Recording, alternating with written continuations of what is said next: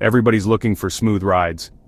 But what if your F150's overdrive isn't playing along? Alright, let's dive into why your Ford F150 overdrive might be giving you a hard time. First up, check the transmission fluid. Low or dirty fluid can mess with overdrive.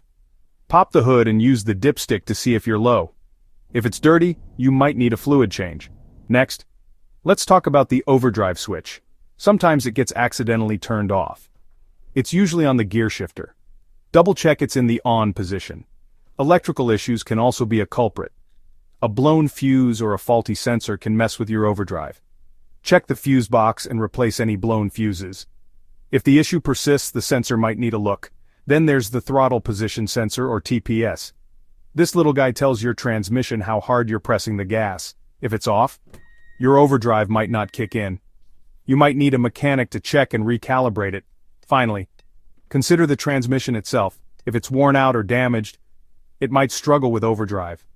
This one's a bit more serious and might need professional help. So, there you have it. Check the fluid, the switch, the fuses, the sensors.